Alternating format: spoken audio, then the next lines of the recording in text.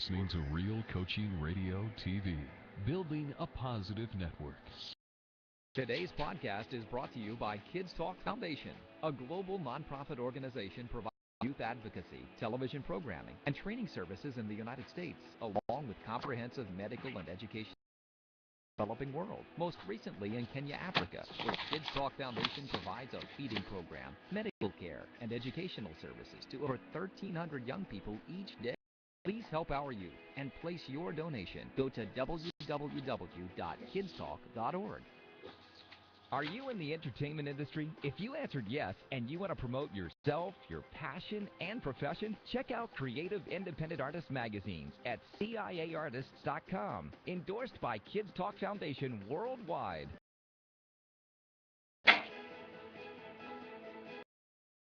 Welcome to Unopened Gifts, the weekly one-hour program dedicated to understanding the human potential that lies within us and the abundant life that lies before us. Inspired by the personal journey of our host, James McPartland. Yes, inspired I am, and quite a journey it has been, particularly to get on this program today with our good friends from the great state of Louisiana, the beautiful metropolis of Metairie, if I'm not mistaken. Welcome to this Thursday afternoon edition of Unopened Gifts, and I am your host, James McPartland. And for those of you who've been with us before, or if you're with us for the first time, the purpose of this show is to inspire you, the listener or the viewer, to open your gifts. And we hope that the guests that come on our program will inspire you or motivate you to do just that. And I don't think you'll be disappointed today, because today we're going to spend some time down on the farm. And it's not just a everyday farm. This is a hero farm. That's right. The crop is known as heroes. And the guys you see on the screen, aside from yours truly, with the Batman mask behind you, there they are. It's the Shaun Walker and Reid Stone show today. And let me tell you a little bit about these guys. A very interesting business and a very interesting journey to get to where they are. They're looking all cool and relaxed in their studio in Louisiana. Shaun, in no particular order, I'm going to start with you. If I'm not mistaken, you are a native of the great state of Louisiana, born and bred in New Orleans.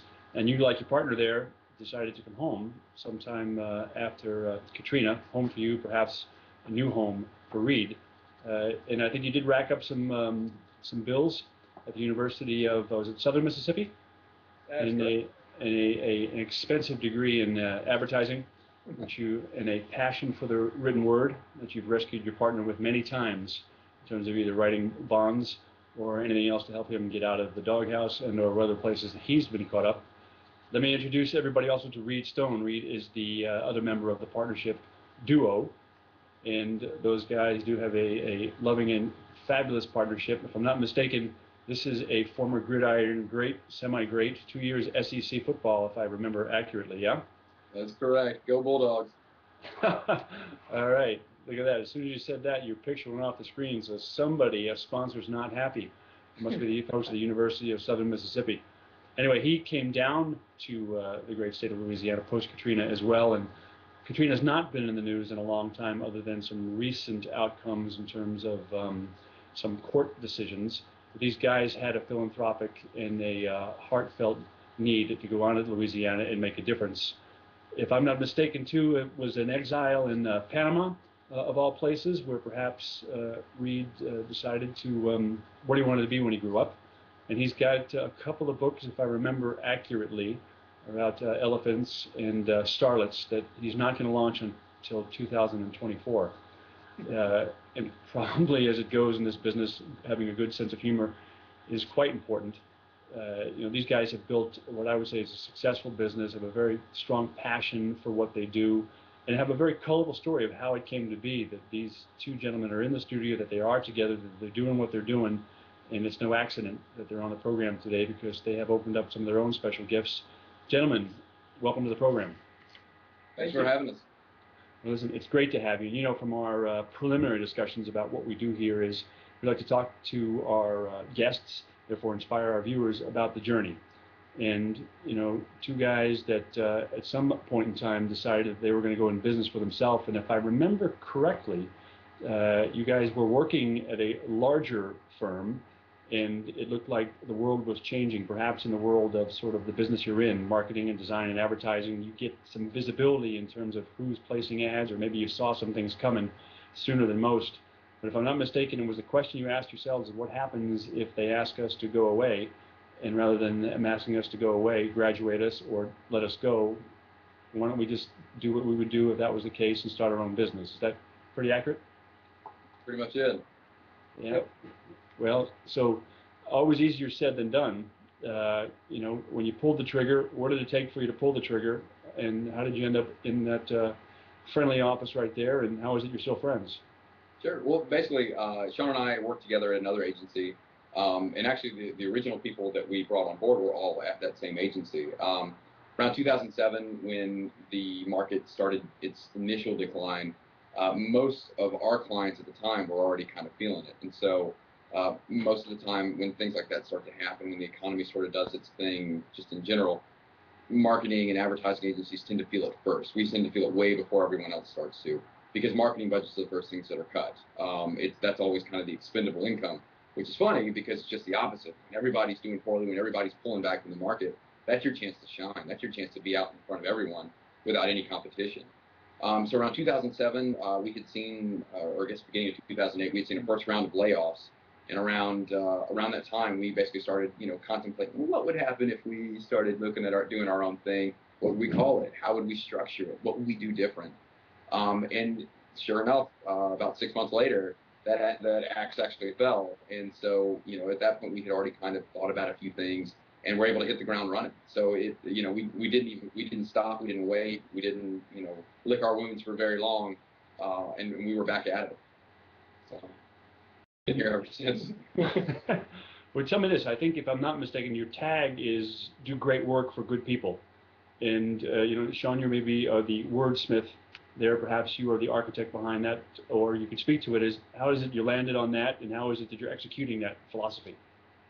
Well, throughout our lives, we've always kind of been where we like to help other people, and that's been a big goal of us, because when we were at the other agency, we always felt like we could do more and help more people, and so we figured that as a business, there has to be more to do with than just money, because if you focus entirely on money, then you may not have as fulfilling of a life.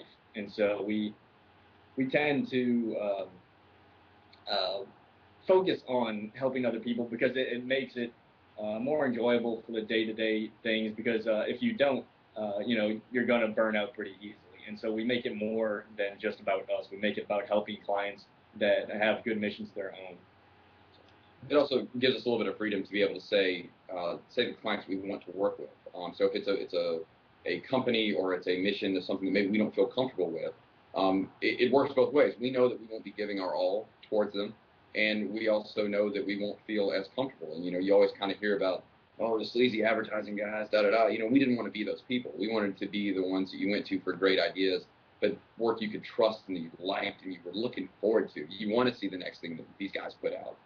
And so that was the goal. And to add on top of that, the do great work for good people, another thing we put into play when we started a couple of years ago was that we were going to do one pro bono client campaign per year.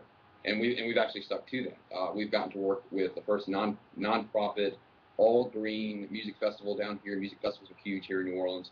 And then all leading up, the most recent one that we did was actually for the homeless here in New Orleans. Huge Make a Move for the Homeless Day, where they could come in to the convention center and get any kind of service they needed. And that was just something that we just really felt passionate about. We have a huge homeless population down here. And so it kind of gets self-balancing everything and making sure that we have enough time to do all that. But it makes this job so much more rewarding. And you look at any study, and some of the least trusted people of professions are typically like lawyers, car salesmen, and advertising people are at the top of the list. And so we're kind of already behind the 8 ball when we're in this industry, and so we focused on doing more than just that, and trying to change the perspective that people have of what we do. So listen, the word is out, either the fact that you guys are going to change the paradigm of how people view advertising folks, or you're going to validate the misconceptions as you described.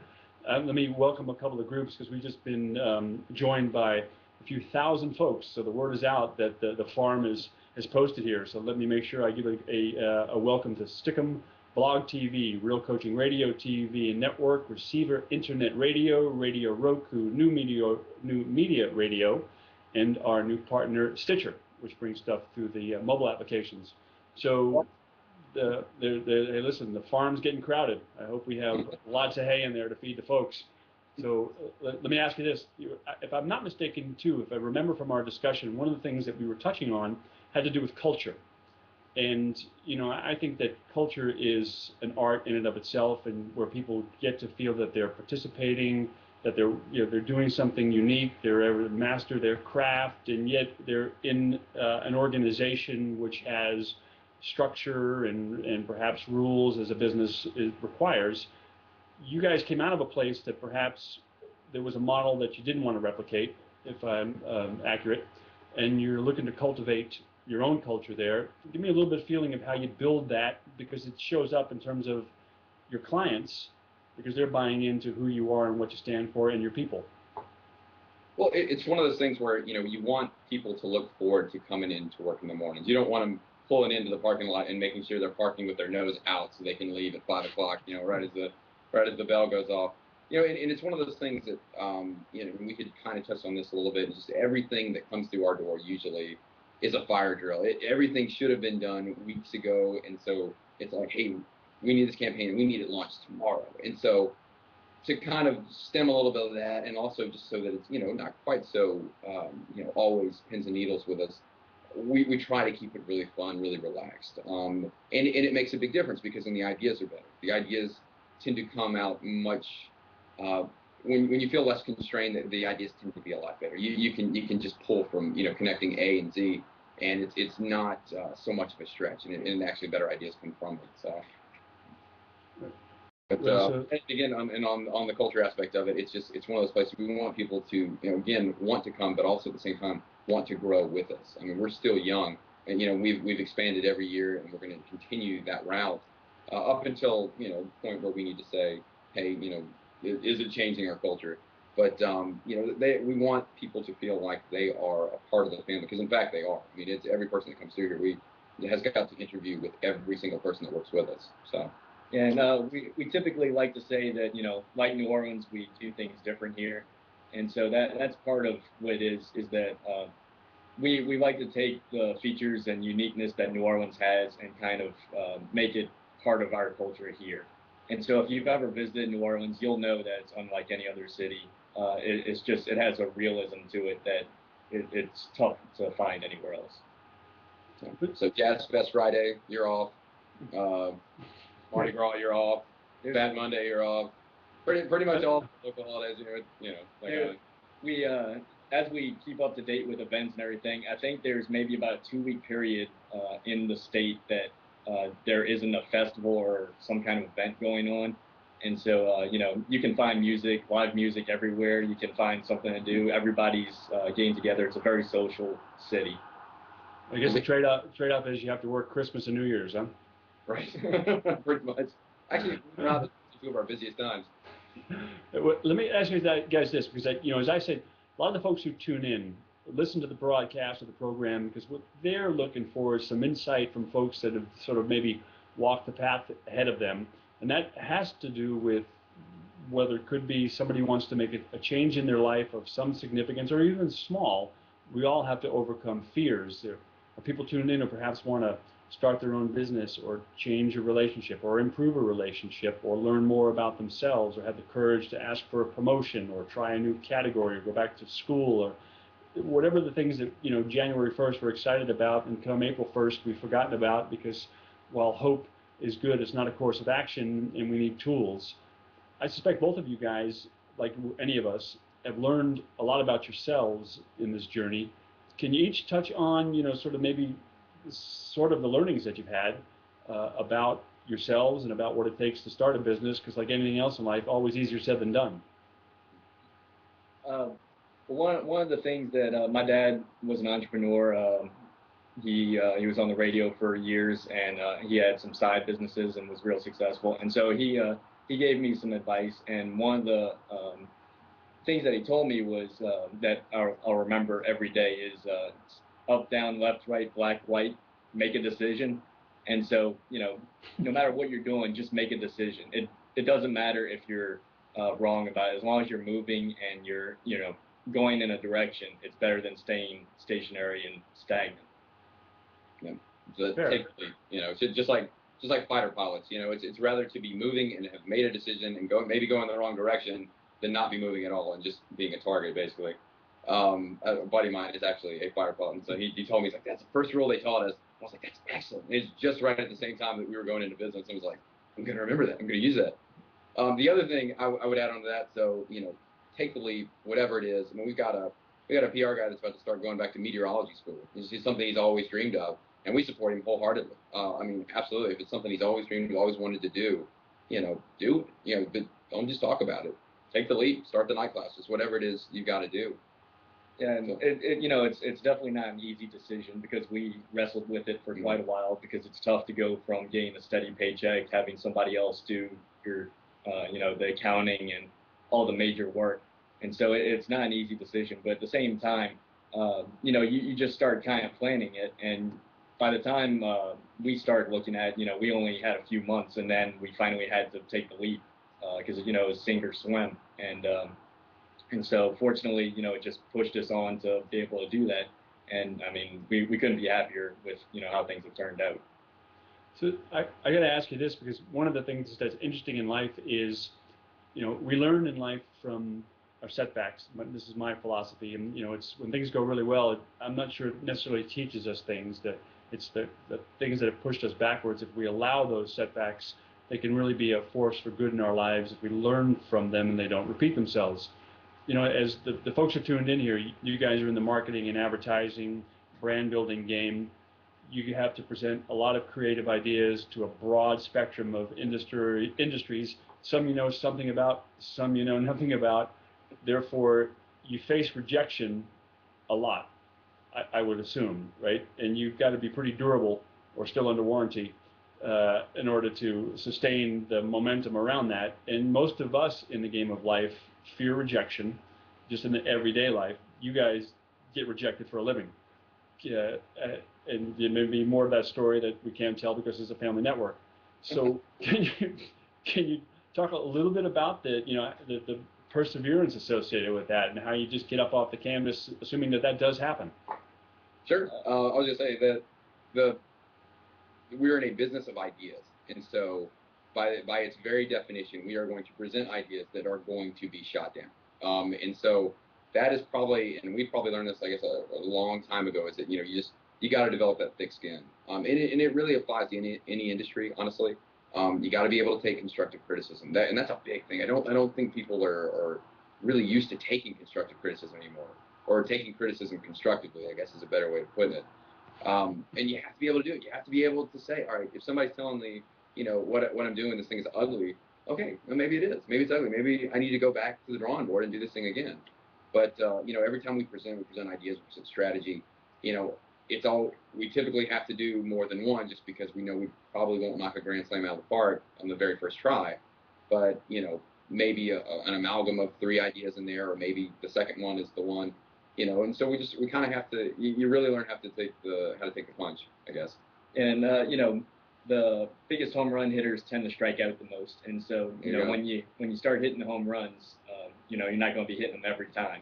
But something that we always tell clients is we're not here to tell you how to do your job. We're here to give you a fresh set of eyes, a new perspective, and hopefully give you some ideas that you may not have thought of, because you're in the daily grind every time, every hour. You're focusing on the things you have to do to get your business out there, and we just bring our expertise to give you a fresh perspective. So, in light of that, I'd say one definition that could be applied to you guys is you're in the communication business, right? You're communicating ideas. You're trying to get those ideas across for the benefit of landing the account, if you will, and then perpetuating the growth of that customer, which is the repeat business, which is what really is the hallmark of success. From you two guys' standpoint, the Shaun and Reid show, the communication between the two of you is pretty vital for a healthy and successful relationship. We were kidding the other day that, you know, a good testament of relationships is how often you guys have taken yourself out into the parking lot and taught each other a lesson, and that's not necessarily dancing or whatever it could be. So how do you maintain, because folks that are in this game will or listening to the broadcast are also working in the area of relationships. We all are, whether that's spouse relationships, business partner relationships, brother-sister relationships, the art of relationships, you know, is a science in and of itself, and it's, some would say where you come from, maybe it's voodoo, I don't know what it is. But how is it you guys have continued to carry on, and how do you reconcile differences? And I suspect you can't get along all the time. If everybody got along, you wouldn't need both of you, right? So give me perspective on how to maintain and build a relationship. Really sneaky ways of getting back at me when he's mad at me. Like, he'll still deny it to this day, but I may or may not have drank too much one night, and he may or may not have driven my car home with the parking brake on for like 30 miles. You remember that? I do. Yeah. Accidentally. He'll swear up and down he did it on purpose. I think he did. Small things. He did. So, no, it happens. I mean, we have tips, and that's what's going to happen. I mean, some weeks we work, 70 hours a week, 80 hours a week. It just depends on kind of what's going on. And so you're around each other a lot. And so you just got to learn how to communicate. And you just got to learn also that, sometimes you also need a little space. I'll be the first to admit I'm an only child. And so that comes out sometimes. Sometimes I have to be left alone. I think Shaun has learned this by now. And, it's just, part of getting to know people and getting to know their quirks and their differences. And, but for the most part, we get along. We get a very similar sense of humor. But we're very skilled, I think, in two different ways too, which is good, because I can trust him just to go off and do his thing. He can trust me to go off and do my thing. And then when we need to come together and collaborate, we can. And so at least that bridge of trust is there. It's not like I feel like a motivational speaker. So anyway, no one would pay to do that. Star is born. So Shaun, tell me this: if early on you probably looked over at that only child and thought, the guy needs a couple of good brothers and sisters, or I need to pull his parents in here to straighten this stuff out. Were there things about him that you were trying to change, and you recognize, listen, I just need to roll with it? What's he best in the world at? Well, I'm the youngest of three, and so we have a good age difference. My oldest brother's 9 years older, my sister's 5 years older. So I was somewhat kind of an only child at the same time, but Reid and I both started together at the other agency at pretty much the same time. And so, we kind of had trials by fire at the same time and, grew through a bunch of things there. And so we got to learn a lot about each other over those 2 years, not working, directly with each other every day. And so, it formed that relationship. And then once we did start this, we have a very similar mindset and, goals. And so it just ended up working out really well because, like you said, he did a lot of account executive stuff. I did a lot of copywriting. And so we had different talents at the same time, but we combine those and it just works out a lot better. And now since we do a lot of everything, we appreciate what the other does. And Reid, the question for you as you look over at that young boy hoping his brother and sister don't beat him up, he's obviously got the writing talent. Anything you were trying to change in him early on that you just accepted, this guy's really gifted at this, I need to leave him and let him do his thing? Yeah, I think that the biggest hurdle that we have, and even now, and maybe he may have the same issue, is it's kind of like as we've grown, it's really tough to let go of things, I think, because you want to control everything. You want to control every aspect of it. And it's like, maybe there are different ways to write that headline or write that story or make this ad or make this strategy or whatever, but, you have to kind of let it go a little bit. And you have to trust that this person is intelligent and they can do it. And so I think probably getting used to that in the very beginning was, and now, I mean, like I said, it's no problem. You trust that the other person knows what you're doing, that the team knows what they're doing. And it's much, much easier. That might have been a little hurdle at the very beginning. That and, as you and I talked about the other day, I'm not very good at accounting, and that was probably the toughest thing that we've had to tackle so far in our 3.5 years together is accounting, keeping, taxes. I don't even look at it. Yeah. If you don't get good at it, there's only one place for you, prison. You got to get it right. Uncle Sam wants to come get you. Maybe I can share a cell with Wesley Snipes. Sorry. He wasn't getting good advice. So let me ask you this, as you and I, the three of us, got to chat the other day, and you talked about with humility that it was the aftermath of Katrina that was sort of a trigger to say this is where we'll go and open the business and see if we can't make a difference. And you kind of pulled back and necessarily didn't want to lead with that, perhaps for reasons as maybe it's a bit in the past. But the same token is there's often a association with folks doing philanthropic kind of work as sometimes it's a marketing pitch, right? It's a campaign, and I don't get the perspective from you guys in terms of the pro bono work you do, the sincere attempt to make a difference at Katrina, Shaun, your old neighborhood, so to speak. Did you guys have a sincere approach to contribution, to giving back and making a difference? And let's talk a little bit about the Katrina impact and the impetus to go there, because you guys could have put this business anyplace. Well, I was born here, and so I went to school at the University of Southern Mississippi, and I was there for my senior year when Katrina hit, and so it tore apart the whole school year. Like, it just threw everything crazy. And so as I was going through the school year, I'm trying to figure out what I'm going to do, because the national media is saying that New Orleans will never be the same. It's never going to be rebuilt. Why are people going to be going back there? And so I'm trying to decide if I'm going to have a career there or what. And so I remember on my way back from visiting home and just kind of helping take things out, I was going back to school, and I heard on the local radio station that they were talking about how all the young people were leaving, they would never come back. And it kind of got me upset, because they weren't giving credit to the people that did want to come back. And so that kind of reinforced my resolve to be here and to be part of the generation that, made things new and start. Because, nothing good comes from anything that isn't, that is easy. And so, it was a defining moment that I think I really wanted to be a part of.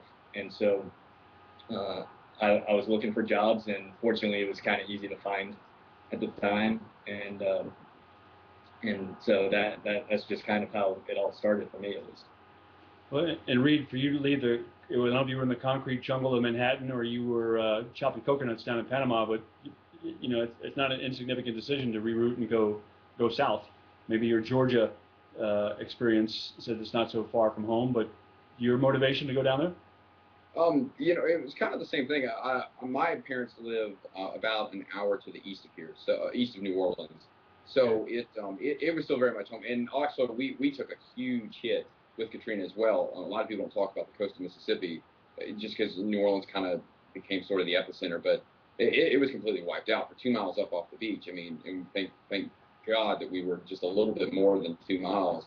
Everything, it looked like a war zone. Everything was completely wiped out. And so I knew that I wanted to come back and wanted to kind of do my part, what we could. And so it seemed right. It seemed right at the time. It seemed appropriate to come back and try and help rebuild this, from the ground, because we knew it was coming back. Other people may have said that, oh, no, this place is gone. Oh, just cut it off from the rest of the map. We knew it was coming back. The city's too old. It's been around too long. The culture is too strong. We knew it was coming back. So but we just wanted to kind of make it happen a little bit quicker. Yeah, and throughout your life, there's opportunities for you to be a part of something special. And we could have gone elsewhere and just been part of just everyday society and everything, but we got the opportunity to be a part of something special here, and have moments in our lives that we could look back on and be really proud of. And I'm not saying that people outside of New Orleans can't have that or don't have that, but it's just something, since we were here, that if I hadn't come back, I would probably be regretting it to this day and the rest of my life. And so it's just something that we felt like we had to do, and made happen. Right, and what's pretty powerful is as I referenced the purpose of the show being unopened gifts, and the gifts in my experience don't always come with wrapping paper and bows on them. Gifts come in a variety of forms, and as I believe they're often setbacks to the degree of a Katrina, to someone having an illness, to a family breaking apart, and those things happen every day. And what we look to do on the program is to inspire people to say, unfortunately, that is part of the game of life, but it's about perseverance and trying to find a way to use those setbacks as a force for good. And it certainly appears that New Orleans has demonstrated a resilience, a way to bounce back in a number of ways, and yet, like life, from the side comes another opportunity to bounce back. And for those that are tuned in, and we now are featured on Stick 'em in Blog TV, it means that your audience is growing, and all those people who want the free service are lining up for that pro bono work. They're playing the old Sonny Bono records, knowing it's pro bono for them somewhere down the road.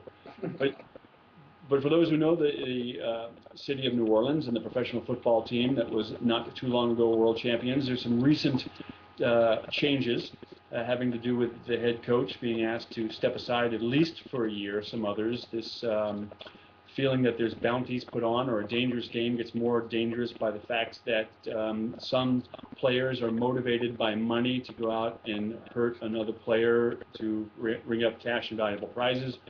I don't think it's unique to the fine city of New Orleans or the Saints. Perhaps this is just the example that's being made. But that said, a guy by the name of Shaun Payton, who's the head coach, or has been the head coach, has had quite a stellar career and a great reputation, suddenly finds that all in question. You guys as marketing and brand guys, and this is impromptu, but I guess you guys have to think on your feet, even though you're sitting down all the time. How do you, if you were asked by the Saints or the NFL to help rebuild his brand, how do you do it? Him as an individual? Yeah. I think, and he's believe it or not, he's actually already kind of started. We had mentioned this the other day. He actually showed up at an impromptu concert. Jimmy Buffett had put on, or actually the NCAA put on the whole Final Four weekend, and just showed up on stage and started playing the bongos with the band. It was like the coolest thing ever. The little things like that, just kind of being seen, showing the community that it's not stopping you, I think is probably one of the best things that you can do. Showing that, hey, I'm still a presence here, and in 364 days, I'm going to be right back coaching this team. I think it's probably the biggest thing. From it's really funny because it seems like the NFL or the commissioner or whatever is really looking to make an example of the team in this respect, and maybe partially rightly so. At the same time, I think a lot of things have been kind of blown out of proportion. We're actually just listening to the audio that was just released right before this. It was getting us pumped up for this because we didn't know what you were going to throw at us. So,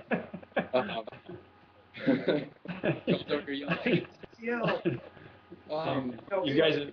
It's thing, and it was really funny because I just flashed right back. I was like, these are all things that I've heard for years. It was nothing that was really too crazy. But let me get off my soapbox for a minute.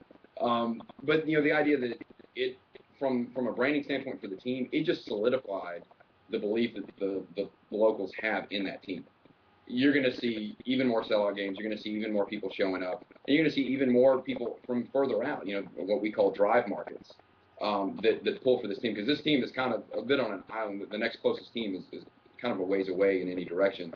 So you got a lot of fans to pull from that just got really fired up over this whole thing, and so it really becomes just capturing that, and giving them a place to channel that energy.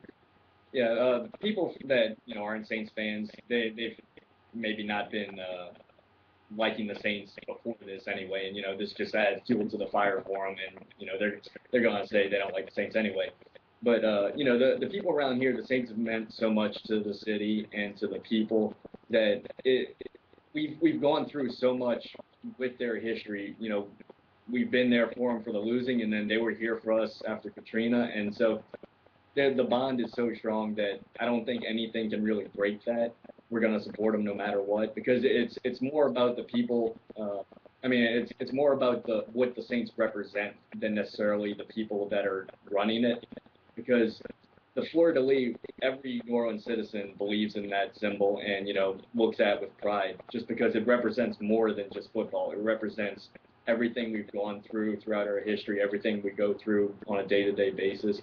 And so, Shaun might have a difficult time reconnecting with fans outside of the city, but those aren't fans he has to worry about. All he has to worry about are the ones that he represents. And as of that, we're going to love him forever unless, he does something extremely crazy.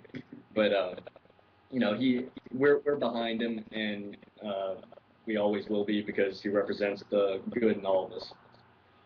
So, what's really powerful about your description there, and for those that are tuned in who perhaps have had a setback, and I think all of us often believe that people are focused on us and they're thinking about us. And in reality, I think statistics would show, and in reality, people aren't really thinking about us, they're thinking about themselves. And we can tend to blow out of proportion how we think people are focused on us and what our image is and who we have to get approval from and affirmations from. And more often than not, that's a story in our head. It's a real story nonetheless. And what I hear you say is pretty important for anybody who's listening in or watching, who's thinking about how to overcome an obstacle or a setback. What I heard you say, Reid, is just get right back into the game, get on the field, right? Let people know you're still here, you're not moving. I'm in control of my destiny. This is an unfortunate outcome. It's not representative of who I am. I'm carrying on. I'm committed to the city. That's reinforced by, you, Shaun. There's a lot of people that respect. And, there's a tendency all of us have to hunker down, right? Get in the foxhole when these things happen, right? And sort of get away from our connections. And what I hear you guys say is stay connected, stay visible, keep moving forward. And I think there's a symbolism in that for the folks that are tuned in, and even for your own business. You just got to keep stepping forward. Yeah, if you're not putting yourself out there, somebody else is going to speak on your behalf. And so you want to make sure that you're putting what you feel out there and not because you can see all the writers that are talking about Bounty Gate and everything, they're all putting their own spin on it. They have their own agendas, they have their own opinions, and so they're going to say it how they want. And so, if you want people to not follow what they're saying, then you need to put yourself out there and make sure you're connecting with those people. And you're never gonna get everyone to like you, of course. And so, like I said, it's about the people you represent that you just want to have approval from. And the great thing is that we as a society, because we're so connected, because things are moving so much faster now, we have this wonderful ability to forget. And so, a month from now, something else is going to happen, or whatever it is, and that'll be a blip on the radar. And I'll give you a perfect example: BP oil disaster. I mean, that was huge. I mean, it affected absolutely every single person, if not directly, then indirectly, by a degree or so. But yet now we're back, we're full steam for the most part. Not maybe 95% of us. There's still a select few probably that are still a little bit struggling, but we've managed to put that back, and for a lot of different reasons, both for our own mental health and also just because there's no reason to dwell on it. And so that's again kind of a good thing, I guess you could say, about Shaun Payton. The more he stays out, the more he stays visible. I think the quicker people are going to forget about this whole thing, and he's going to be right back on top. So, and it goes for every individual too. You're going to have things that are going to happen. Just don't, like you said, don't hunker down. Don't stay back. Keep pushing ahead. And they'll find something else to talk about. Fine. They're off of that. So. Yeah, because right after Bounty Gate broke, a couple days later, the whole Peyton Manning story started when he went to Denver and then went to San Francisco on a secret workout.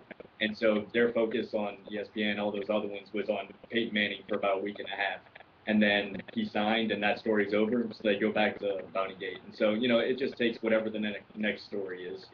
So I guess you're always one tweet away, right, from shifting gears. Yeah. Yep. And remind folks that we have two entrepreneurs, good friends, brand builders, and great Americans on the program today. The team that owns and has built Hero Farm. And it is quite a farm, not like George Orwell would have described, but it's a place of design and marketing and brand building. They're joining us today from outside of the great city of New Orleans. And as a reminder of those folks that have just tuned in, because the audience is growing, the folks there at Farmville are obviously getting the word out about you guys. So, the tweets are tweeting, and people are Facebooking, and there's no telling what's going on. And heck, somebody might even send a fax out. Who knows? For the old-fashioned version.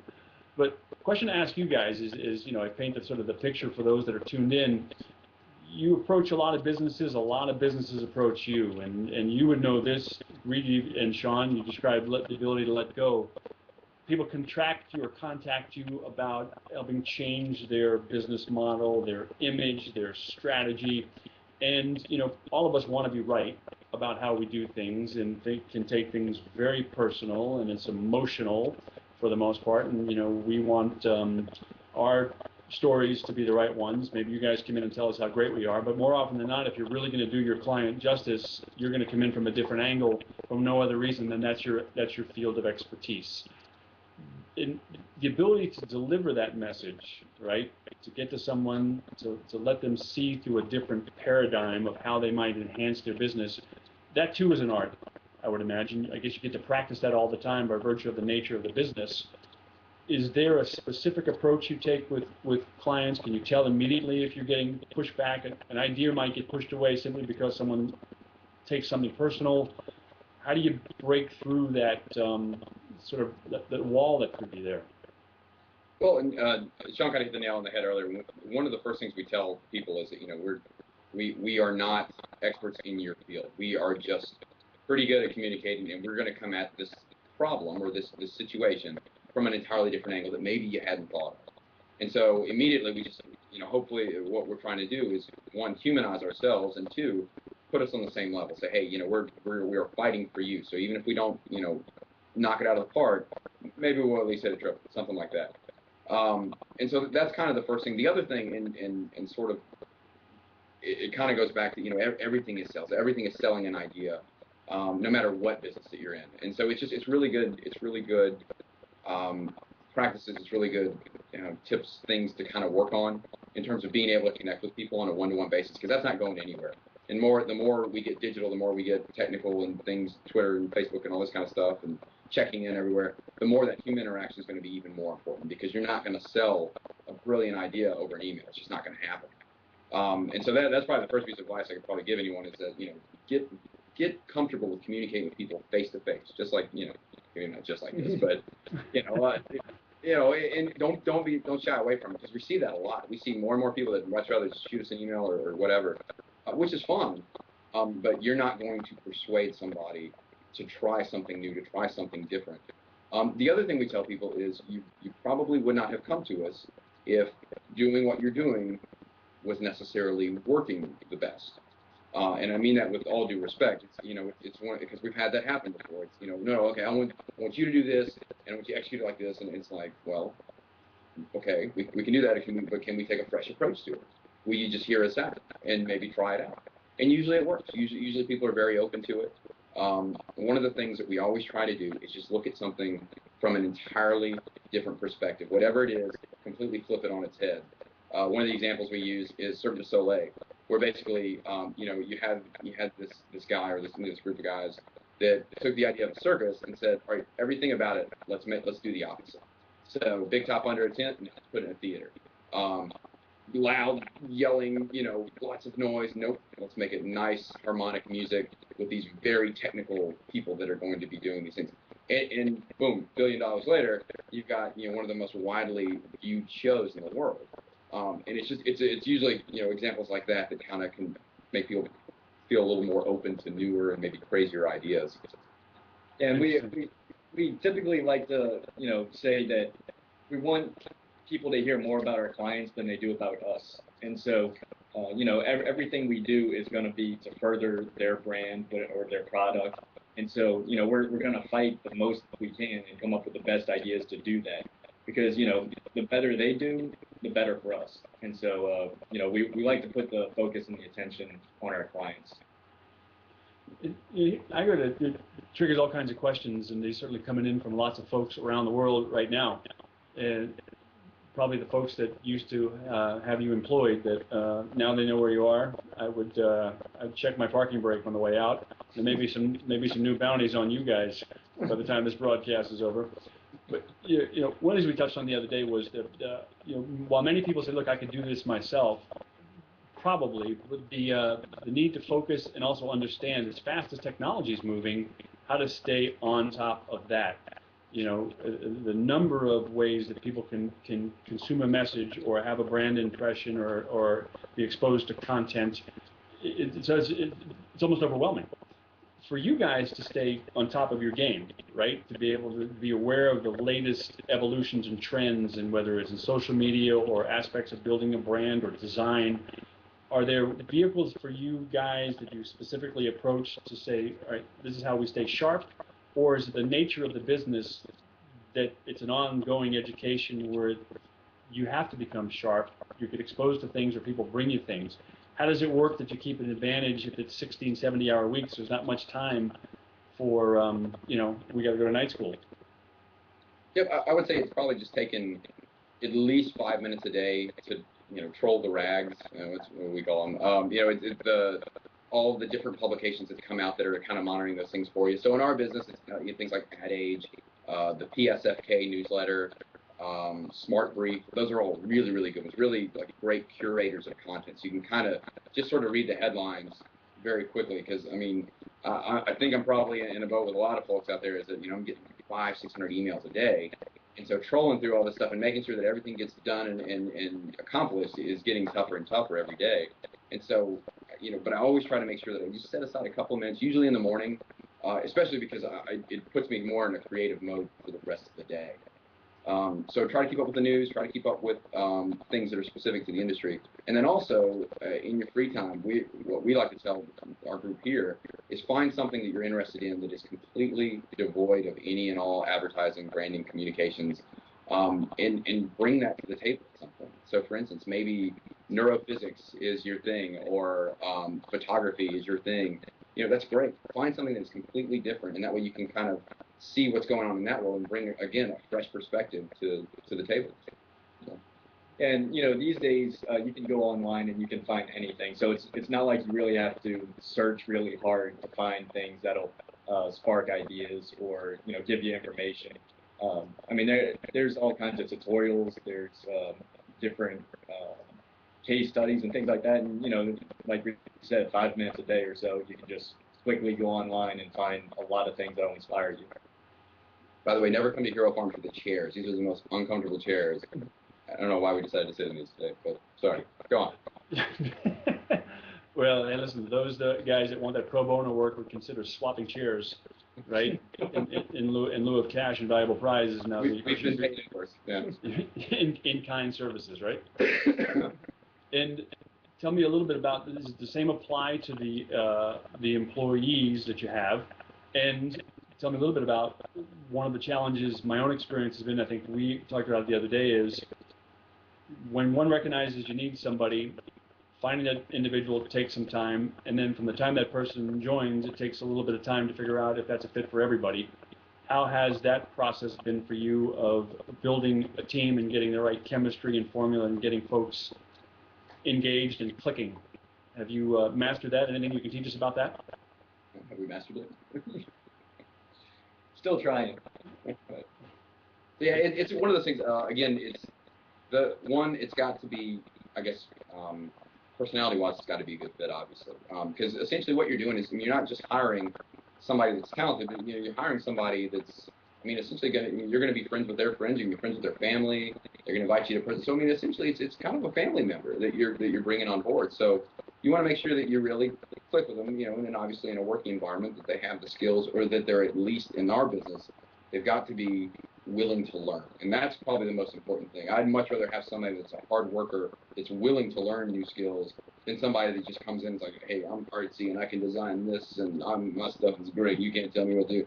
Because that's not going to fly here, mainly because, one, that is kind of telling of some other things, and two, because none of us are experts. We don't claim to be experts. We're learning something new every day. And we were talking about the new Google unveiled their new presentation aspect of their chat abilities, which basically could put some businesses out of work, but it's kind of a really cool new feature. And that's something that just landed in the last 2 days. So it's little things like that, and learning that new skill could be an entirely new skill set all in itself. That's a very small example, but so getting back on track there, it's one, it's got to be a mesh, personally with the whole group, this whole team's got to sign off on this person. And two, they got to be willing to learn. Got to be willing to work hard. Got to be willing to learn. Okay. John, your take on that? You still with me, guys? What was that? Yeah, there is a bounty on you. Well, let me turn this to a different aspect of our discussion. We talk about life lessons, right? If either of you, and maybe Shaun, I'll start with you, looking back over life and career, and particularly now here at the Hero Farm, if you could do anything over or do anything different, would you do anything different? No, I don't think so. Just because, you can't, so there's no sense in even thinking about changing things. You just have to live for today, and and make sure you're doing things that'll make a better tomorrow. And so, I mean, everything that has been to this point has made me into the person I am. So, if I changed anything, I may not like that person. And, I'm happy with who I am, and it's life is all about experiences, and I'm happy with what I've had. And do you have a favorite failure?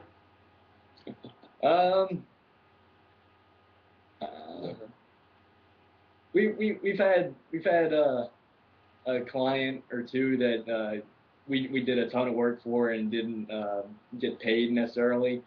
And so, looking back at that, I wish we kind of knew some things that we know now, and would have helped out. But I mean, overall, like I said, that's an experience that we learned from. And if that hadn't happened and everything would have been fine at the time, we might be worse off now than than how we're doing. Yeah, we have a Daiquiri Wednesday policy. I think we probably should have started that much sooner in the building process. I think that tends to alleviate a little bit of stress. But yeah, there's a lot of like little small lessons, and I don't regret them per se, because it's one of like the client, he knows, he and I both know exactly which client he's talking about. Is that there are things that we just learned along the way, things about contracts, for instance, and the value of contracts and the value of the pieces in the contracts, and how even if you're working with friends, it's good to have that relationship on paper. That way everybody's got the same mutual expectations, and they can be met, they can be exceeded, and the friendship can live totally apart from that. And we've had some great friends as clients, but essentially just sort of that value of that contract, that was a tough lesson to learn, and we learned that in our first big year. And thankfully we were able to come through it swinging, but it was one of those kind of, we've had a couple other things like that in terms of process things that you pick up along the way. But if we hadn't made the mistakes then we wouldn't know them now. So that's my glass is half full way of looking at it there. Well, the good news about that customer who didn't pay you, that you transformed that into a marketing force for good. You now have a pro bono concept that was started. Unwillingly, there you go. An unwilling pro bono, however it works. Now, let me ask this question, because I think this would be of real interest to the viewers and the listeners. As you guys would look out in the field of your, call it, expertise, are there firms or companies that you look at from an aspirational aspect and say, wow, these individuals at this business, they tend to do this really well. We admire this about their work. Who are some of those companies or leaders or thought leaders that come to mind? Well, as for agencies, Reid might have some off the top of his head, but there are so many agencies in advertising that do so much great work that it's hard to really pick out certain ones. But, a recent trend in our industry, at least, is there's a lot more smaller shops. And so, ones like us that sprouted up after the recession started, and, because the bigger agencies, they're having a harder time keeping their clients' budgets and things like that. And so, there's a lot of phenomenal work coming from small shops you may have never heard of. And like I said, we like to make sure that people know more about our clients than about us. So it's difficult sometimes to learn who the good work is coming from. But there's certain newsletters, like Reid said, like PSFK, you'll see some things in there and you'll get to learn a little background about who did some things. And so, I mean, off the top of my head, I don't have any that I can necessarily say, but yeah, I was gonna say from an agency standpoint, some groups that I've always looked up to were like Crispin Porter and Bogusky, and then Anomaly out of New York. And I actually got a chance to work with those guys, which was pretty cool. That was kind of, I was like, all right, I think I might be making it now. I'm sitting at the same table across from somebody I respect. This is pretty neat. But the somebody that just crossed the radar, actually, a group called Mono. I think I'm saying it right. They actually were named Agency of the Year. Had never heard of these guys before and was looking at their roster. They're doing some phenomenal work. And there's a lot of little groups like that. But the ones I think that are at least personally my favorites are the ones that aren't necessarily just communicating with clever advertising, but they're doing it with strategy. So, for instance, Crispin Porter a while back, they came out with, they just blazed trail, and they did these things where basically, rather than come up with this whole ad campaign, they came up with a video game that they put into Happy Meals or whatever. And so basically, you just kind of branded your home with Burger King through your Sega Genesis, or I'm dating myself here, obviously, through your Xbox. And it was brilliant. It was absolutely brilliant. It probably took the same amount of time to execute that as it did a bigger campaign. But even other things like that, where people are solving, maybe sales problems or just image problems or whatever with more strategy and less just, hey, we're gonna buy ads on print, TV, radio. So those are the ones I really respect. On an individual standpoint, I still love Richard Branson. I know everybody's like, oh, it's Richard Branson. I'm telling you, the guy that can one, make millions of dollars, and two, just decide, you know what, I like this industry. I want to change things. I want to do it. I want to take my spin on it, and I want to revamp it. And sometimes he fails, and that's what I think I love, because he fails. When he fails really well. I love that. And when he succeeds really well. And now, we've got Virgin Airlines in America and Virgin everything else. I mean, I've got a lot of respect for the guy. Richard, if you're listening, what's up? There you go. There's my long answer. Sorry. And that's a guy that will not die of natural causes, right? Exactly. And I love that. I absolutely love that. It's going across the finish line with a patch on your eye and a parrot on your shoulder. Right? So, listen, as folks would want to learn more about you guys, direct me. Website, and we also talked the other day about there's some philanthropic efforts that you guys are involved in. Perhaps some of the viewers and listeners would want to learn more about that, participate if they could. Give us some information of contact and learn more on how to support some of your philanthropic efforts. Sure. Well, I guess the easiest way to get in touch with us is either signal@hero-farm.com if you want to reach us directly. That's signal@hero-farm.com. That's why I had to say it again, make sure I got it right. Our Twitter handle @HeroFarm, all one word. And then from the philanthropic side, basically, the homeless situation has really been a big issue with us, both personally and for the business over the last year, just because the homelessness rate in New Orleans is just it's much higher than it really should be. And there's a lot of reasons for that. One, post-Katrina, we have a lot of mental health issues that are still kind of permeating through the street. And two, it's a very temperate climate, so a lot of people are coming down. So it's not necessarily the city that's doing anything wrong. But it's really tough to see. It's really tough to watch. And so we've worked really closely with the New Orleans Mission over the last year and a half at doing a lot of things, helping them brand, helping them kind of making sure they're running at full capacity, and they normally are. And so I think that's probably, if anyone would ever like to be involved with that, please contact us. We, use any help, any groups that want to come down and help work at the mission or whatever. That's certainly the one that's very near and dear to our heart. Awesome. So the folks can find out more about that at Hero Farm, right? Mm-hmm. And I suspect anybody who just wanted to Google you guys could find that easily. Hero Farm seems to be something we could all keep in our memory and our mind, and also there's probably some insightful ways that you have approached and helped customers and clients. I'm sure there's some elements of your work that are visible on your site, because it'd be interesting to see how you've taken what we've described here and helped folks go out there and build their business, and the future of your business is the success of their business. So there's a lot of learning that comes from being associated with you guys. I hope so. And you guys are some. Say that we definitely need to update our website, so thank you for that. Well, I do have some volunteers here. You're looking for some pro bono work, I'm sure. So, as we wrap up, let's do this for the listeners again who tune in thinking, today's my day. I'm going to learn something that is going to inspire me to take a step. And what I often hope is that we can put some, picks and shovels in the hands of people, that they can do something today, right? Because it's as good a day as any to do something. As we wrap up, if there were a couple of tidbits each of you would give, just whether it's in developing yourself and having the courage to move forward, and or starting a business, what are the couple of keys you could leave us with, so that folks could say, all right, I'm going to take a step in that direction, or I'm going to follow up with them in that regard. Something that we always talk about is, business today is more about collaboration than competition. And, I'm not saying that, no competition or anything like that, but, more people working together these days just because of the economy. And, it's better because clients want, they don't care where the ideas come from. They just want things executed. They want things done. And so something that you can do is just make sure you surround yourself with, like-minded people that get you to, be the best you can be. And so, if you are always with one of your friends that you're always bouncing off goofy ideas, and you're like, oh, I wonder, that would be cool if we did that.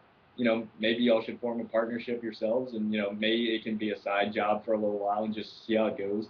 But just surround yourself with people who are enablers with you and make you feel better about what you're doing and are positive influences in your life. Nice. And to piggyback on that, it's never been easier to start a business of any kind than any other time in history. So I mean, there really is no excuse. So the only thing that's really stopping you is it might be a little bit of fear, that little bit of hesitation, getting out of the comfort zone. Get in there, jump, do it, go. It's one of those things that no one is going to come along and say, hey, let's try this. No, you've got to be the one to kind of take the step, and that's okay. And it can make you a little bit nervous, and you know what? You might fail, and that's fine. That is absolutely fine, because at least you tried, and you'll be able to say you tried, and then maybe you might learn something from it and be able to do it again, but do it different. So I would, just on that, that's what it is. It's go, it's do. There really is no excuse, and just kind of, if you got that little bit of hesitation, you just got to come over it. No one's going to give you confidence. You got to find it in yourself. So that's probably that, and never stop learning. No one is an expert. I don't care what field you're in. I don't care if you're a doctor, whatever. Never stop learning. Always be reading. Always be studying something, trying something new, doing something that gets you a little bit uncomfortable. Well, and adding on to that, my dad had another business, his first business, which was moderately successful for a couple of years or so, and then it failed, and he and my mom went bankrupt. And so that it was, he considered it a failure, but he learned from it. And then a couple years later, he started his second business, which was extremely successful, and he sold 26 years later. And so it's something that he built on. And so, like Reid was saying, it's the easiest time to start a business now, because you can have a website up in a matter of 20 minutes. You can get free cards from like Vistaprint. You can it's just a matter of you doing it. And so if you need ideas or anything like that, just look at what you're passionate about. Maybe there's something that one of the biggest things for any kind of company is filling a need. So maybe you go to do something and you're like, oh, it would be a good idea if this product had that, or this did that. And so, that could be the start of something. Just, you can research online and just find different things like that. Well, we're going to have our viewers say, I remember those guys when they were just those young bucks there in Metairie. Now they've moved back up to the concrete Riviera of Manhattan, or their London office, or in Singapore. But Hero Farm PG. Hey, listen, you can farm anywhere, right? That's right. The good thing about that, and what you guys have done is exactly the hallmark and the purpose of this program is to inspire people to use the gifts they have. And what continues to come through from you guys is perseverance. Get up and keep moving forward. Fail forward. The lessons come from the setbacks. It doesn't come from the victories. You learn more about yourself. You learn more about other people. The stimulation of being around people that inspire you to raise your game. And at the end of the day, it's the zest for life that comes through from you guys. And whether you have gone bankrupt like your dad, or have the setbacks of suddenly being unemployed or being tossed off a team, own your identity, keep pushing forward, find out what you're passionate about, get around those people to help raise your game. I mean, some great wisdom comes from your words. And for those that are tuned in, we'll get this. This will be on iTunes. You can watch it again. You can play tidbits of it. You guys have opened up some real great gifts for us today there at Hero Farm. Shaun Walker, Reid Stone, you're not only great guests, you're great Americans, you're great farmers, and it's been an honor to have you guys on the program. Thanks very much for your time. Thanks for having us. All right, so my job is to do a little bit of farming and see who I can get next week on the program. You bet. You guys rocked it. I know we'll be in touch. I'll be speaking to you guys sometime next week, and this is the beginning of a new farming relationship for me. I'll be driving my tractor down there sometime to spend some time with you guys, and I do know where you do lots of your recruiting, so I know to find you if you're not at the office. We'll talk about that. We'll talk about that at the next show. And again, thanks a lot, guys. And for those of you tuned in, if it's your first time or if you're joining us again, thanks for coming with us on this program, 2:05 Pacific Standard Time. Every Thursday afternoon, our role here on Unopened Gifts is to have a story told by virtue of our guests about their life, about their journey, about their business, about their family, and how they found the courage to step forward and pursue a dream. It's our goal that you take a step, do something different, open up a gift, and pursue your own dream. Thanks for tuning in, everybody. Shaun, Reid, have a good evening, guys. Thanks a lot. Thanks for tuning in, everybody. Good night. Thank you.